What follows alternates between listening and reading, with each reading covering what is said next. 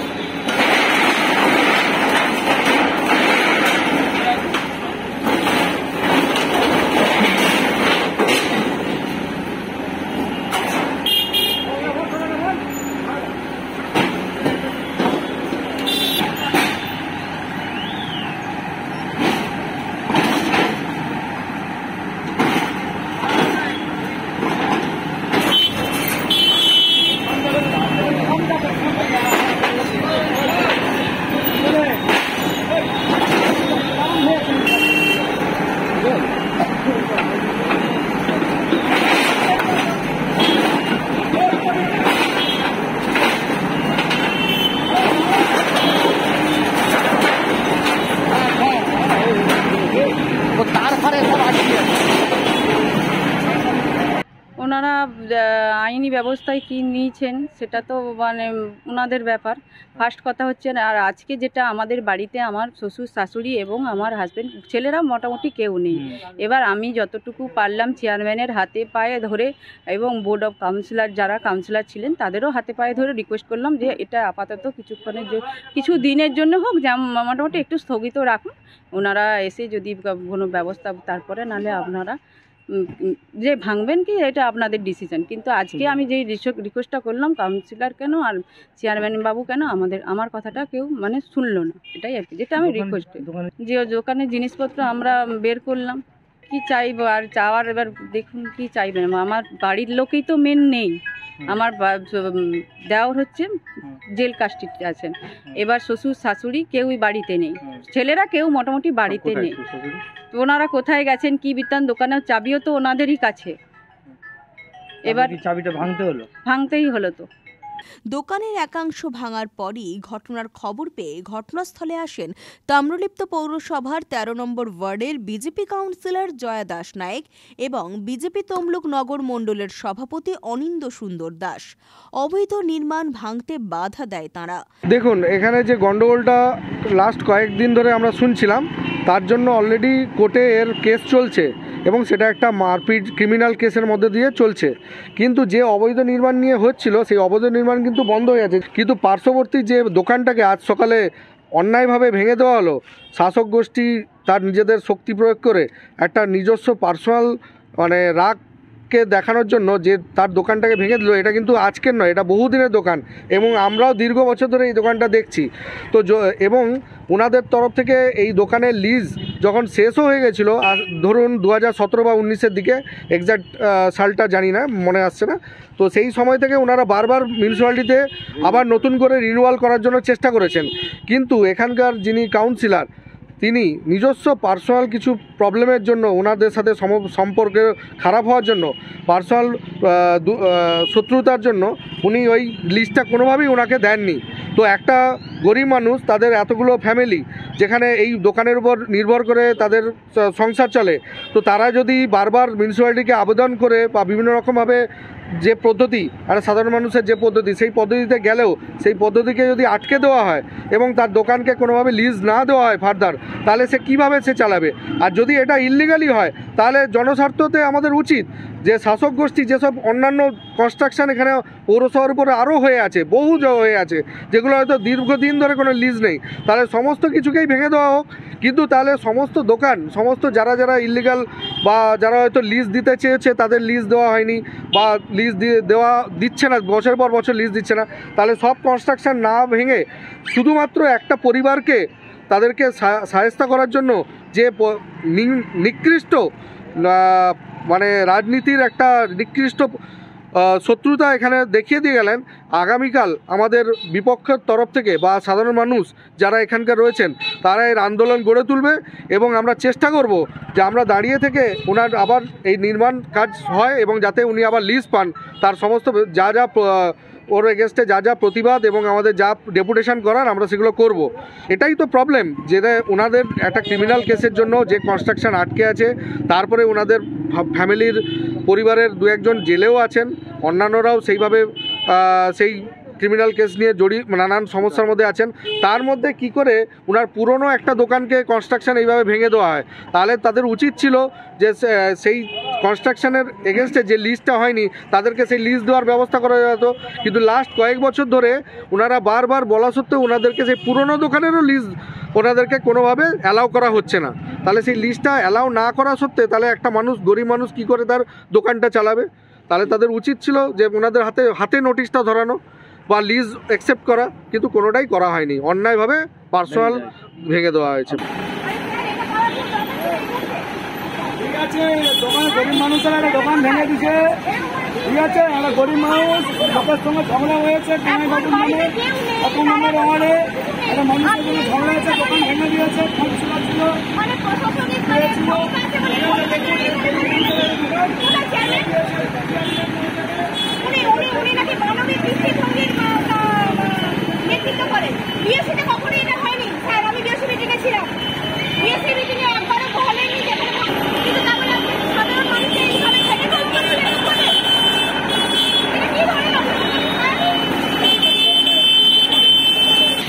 এইরকম অবস্থা।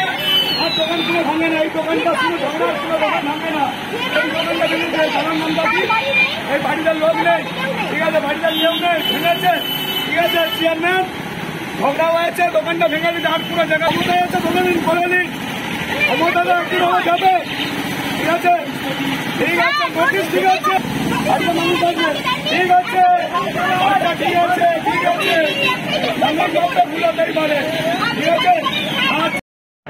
না, অবশ্যই আমি এটাকে কখনো সমর্থন করি না। অ্যাজ এ কাউন্সিলর হিসেবে কোনো কাউন্সিলরকে কেউ মারবে, কেউ অন্য বাইরের লোক মারবে, এটা কখনোই উচিত নয়। সেই জন্য যদি কোনো সিদ্ধান্ত নিয়ে থাকে যে হ্যাঁ তার জন্য এগেস্টে যদি কোনো রকম কেস করে থাকে সেটা সম্পূর্ণ ঠিক আছে, কিন্তু যেটুকুন পোর্শন আজকে যে খেটে খাওয়া মানুষটা এখানে তার দিন যাপন করতো, কিন্তু সেই অবস্থায় আজকে সেখানে পাশের টুকুন না ভেঙে পুরো জিনিসটাকে ভেঙে দিল।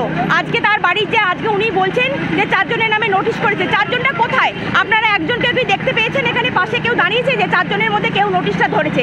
কারণ নোটিশ ধরার মতন কেউ নেই, কারণ সবার নামে কেস হয়ে আছে। তাহলে যে বলছেন 2 দিন ধরে যে কেসের এখানে নোটিশ ঝোলানো আছে, তাহলে কি হিসেবে? আর বোর্ড অফ কাউন্সিলের মিটিংয়ে এটা কখনোই সিদ্ধান্ত নেওয়া হয়নি যে এর বাড়িটাকে ভেঙে দেবে, কারণ বোর্ড অফ মিটিংয়ের এতে অনেক রকম এরকম অনেক পৃষ্ঠা ফাঁকা থাকে, সেখানে অনেক রকম অনেক কিছু সেখানে সেটা লিখে দেওয়া যায়, কিন্তু এটা কখনোই সমর্থনযোগ্য নয়। আজকে এটা কখনোই আমরা এটা মানতে পারবো না। হ্যাঁ, অবশ্যই একদম আমি এখনও দায়িত্বহীন গলায় বলছি যে উনি যদি কোনো কাউন্সিলরকে কেউ যদি মেরে থাকে সেটা সম্পূর্ণ অন্যায়। তার নির্দিষ্ট সেই বিষয় উনার যদি কোনো রকম তার এগেনস্টে যদি কোনো কেস করার থাকে নিশ্চয়ই করুক, কিন্তু একটা সাধারণ মানুষের খেটে খাওয়া মানুষের এটা কিন্তু করা উচিত হয়নি কখনো। এখন দেখুন, উনার সই আছে, আপনি দেখতে চান আমি সই করে দেবো, দেখিয়ে দেবো। এবং উনি রাজনীতি করার জন্য, আপনি নিশ্চয়ই জানেন, উনি ছাড়াও বিজেপির অনেক নেতৃত্ব ওখানে উপস্থিত ছিল, ওদের মণ্ডল সভাপতি ইত্যাদি ইত্যাদি। বুঝতেই পারছেন ওরা এটা রাজনৈতিকভাবে এটা রাজনীতি করতে চাইছে, কিন্তু উনি বুঝতে পারছেন যে উনিও একজন নির্বাচিত কাউন্সিলর, কিন্তু উনি নির্বাচিত কাউন্সিলর থেকেও উনি বিজেপি নেত্রী হিসেবে বেশি নিজেকে প্রতিভাত করার চেষ্টা করছে। তাঁদের অভিযোগ, এই অবৈধ নির্মাণ ভাঙতে গেলে শহরের রাস্তার দুদিকে থাকা সমস্ত অবৈধ নির্মাণ ভাঙতে হবে। রাস্তার পাশে তো অনেক অবৈধ দোকান রয়েছে। অবশ্যই আপনারা এটা জানি যে নাকি শুনেছি 400 দাগের এখান থেকে নাকি পুরো আপনার খেলাঘর পর্যন্ত নাকি অনেক অবৈধ আছে, সেখানে নাকি অনেক রকম বিল্ডিং প্ল্যান দিয়ে তাদের বিল্ডিং প্ল্যান সমেত বাড়িও হয়ে গেছে, সেগুলোর কিন্তু কোনো রকম কোনো কিছু তার ব্যবস্থা নেননি। কিন্তু আরও অনেক জায়গায় আছে, যে সমস্ত আজকে নিজেরা বলেছে। আমি তার পরের দিনই আমি সেখানে ওনাকে বোর্ড অফ মিটিংয়ে বলেছিলাম যে আজকে এত অহরহ অ্যাক্সিডেন্ট হচ্ছে, সেখানে পুরো এতগুলো ব্যানার লাগিয়ে রেখেছে, ওনাদের কোনো কিছুরই কিন্তু সেদিকে কোনো কিন্তু নজর নেই। কিন্তু একটা জিনিসে হ্যাঁ অবশ্যই ওনারা বলতে পারেন যে কাউন্সিলরকে মেরেছেন, এটা অবশ্যই অবৈধ। আমি কখনো এটা সমর্থন করি না এজ এ কাউন্সিলর হিসাবে। বলছে পৌরসভায় আরও অনেক অবৈধ নির্মাণ রয়েছে, সেগুলো না ভেঙে যেহেতু কাউন্সিলের গায়ে হাত তোলা হয়েছে সেই কারণেই কি এই ভাঙা, না আগামী দিনে আরও? উনি হয়তো ঘুমিয়ে আছেন বা শুয়ে আছেন, ঘুমন্ত। আমরা ইতিমধ্যে নিমতলা থেকে রাধাবল্লভপুর পর্যন্ত 4 বার ভেঙেছি, 4 বার ভেঙে আমরা রাস্তা এনক্রোচমেন্ট সরিয়েছি। অবশ্য ওনারা যাননি, ওনারা আমাদের সঙ্গে কোঅপারেশন করেননি, কিন্তু অন্যান্য কাউন্সিলররা সবাই মিলে প্রশাসনের সাহায্যে আমরা ভেঙেছি। সুতরাং আমি মনে করি যে উনি ঘুমিয়ে আছেন বা না জেনেও অসত্য কথা বলছি। আগামী দিনে কি এরকম চলবে? অবশ্যই আমরা রাজ্য সরকারের কাছে পারমিশন চেয়েছি। তাছাড়া আপনারা জানেন যে উচ্চ মাধ্যমিক পরীক্ষা চলছে, পুলিশ প্রশাসন ওখানে ব্যস্ত আছে, যার ফলে আমরা এখন নিশ্চয়ই পরীক্ষা মিটে যাওয়ার পরে আমরা ব্যবস্থা গ্রহণ করব। মহাদেব মণ্ডলের বড় বৌমা দীপালি মণ্ডল জানিয়েছেন, বয়স্ক শ্বশুর শাশুড়ির উপার্জনের একমাত্র ভরসা ছিল এই দোকান। সেই দোকান চেয়ারম্যান এবং কাউন্সিলরের হাত ধরে দোকান ভাঙার আগে অনেকবার তিনি অনুরোধ করেছিলেন, কিন্তু সেই অনুরোধ কেউ শোনেননি। হ্যাঁ, আমার শ্বশুর শাশুড়ি ওইটার উপরেই নির্ভর, কারণ উনি তো বয়স হয়ে গেছেন, ওটার উপরেই আমাদের প্রায় কিছুটা নির্ভর শ্বশুর শাশুড়ি, এটাই চালিয়েই সংসারটা চালান। আর এখন তো ওনারা যেহেতু একটা আইনি ব্যবস্থায় জড়িয়ে গেছে, বাইরেও আছেন, মেন হচ্ছে আমার বাড়িতে এখন কেউই নেই। হ্যাঁ, আরও অনেক অবৈধ দোকান আছে, অনেক। তাদের কিছু ভাঙা হবে কিনা আমি জানি না, শুধু আমাদের শুধু এই পাশের একটা ভেঙেছে, আর কোনটা ভাঙা হবে? রাস্তায় অনেক অবৈধ সরকার। এটা কি শুধুমাত্র কাউন্সিলরের গায়ে হাত পড়ার জন্য? আমার তো মনে হচ্ছে ওটা না, আমি ঠিক ওটা বলতে পারবো না কি বিষয়ে, কোন বিষয়ে, কিসের জন্য ওনারা এরকম করলেন। হ্যাঁ, গন্ডগোল হয়েছেন, সেই কারণেই হতে পারে। এবার ওনাদের মাথায় কি আছেন না আছেন সেটা আমি ঠিক বলতে পারবো না। দেখুন, আমরা মনে করি আপনারা নিশ্চয়ই দেখেছেন কেউ কোনো বাধা দেয়নি, সাধারণ মানুষ কোনো বাধা দেয়নি। ইভিন যাদের দোকান তারাও আমাদের সঙ্গে কোঅপারেশন করেছেন, তারাও সমস্ত মালপত্র সরিয়ে দিয়েছে। আমরা তাদেরকে যথেষ্ট সুযোগ দিয়েছি যাতে তারা মালপত্র, ফ্রিজ ইত্যাদি সরিয়ে নেয়, কারণ আমরা কারোর ক্ষতি করতে চাই না। কিন্তু যেহেতু এরকম একটা বড় কনসেশন সিদ্ধান্ত হয়েছে, যার ফলে আমরা আনঅথরাইজড যে দোকান সেটা ভেঙে দিয়েছি। তমলুক পৌরসভার বিরোধী দলনেত্রী তথা 13 নম্বর ওয়ার্ডের কাউন্সিলর জয়া দাস নায়েক জানিয়েছেন, কাউন্সিলর মারধরের ঘটনা কখনোই সমর্থনযোগ্য নয়, এর প্রতিবাদ হওয়া দরকার। তবে খেটে খাওয়া মানুষের এইভাবে দোকান ভাঙাটা কখনোই উচিত নয়। মারধরের জন্যই ভাঙা হবে? হ্যাঁ, অবশ্যই, তারই তো শিকার। আরও উনি বলছেন যে হ্যাঁ অন্যরকম এতে, কিন্তু উনি তো এটা প্রশাসনিক প্রভাবকে খাটিয়ে এটা আজকে কাজে লাগিয়েছে। আজকে প্রশাসনিক প্রভাব যদি না খাটতো, আজকে যদি অন্য কোনো সমর্থন হতো, নিশ্চয়ই তার ব্যবস্থা হয়তো অন্যরকম হতে পারতো। কিন্তু আমি এটা জানি না, এটা আমি কখনো সমর্থন করবো না। আমি জানি না এটা কিভাবে, কারণ এগুলো সমস্ত লিজ সংক্রান্ত জায়গা।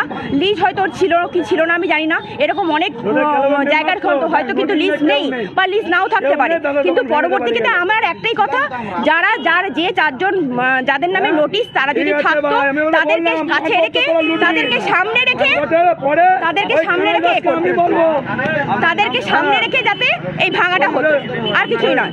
এই বিষয়ে তাম্রলিপ্ত পৌরসভার চেয়ারম্যান দীপেন্দ্র নারায়ণ রায় জানিয়েছেন, পৌরসভার বোর্ড মিটিংয়ের সিদ্ধান্ত অনুযায়ী এই অবৈধ নির্মাণ ভাঙা হয়েছে।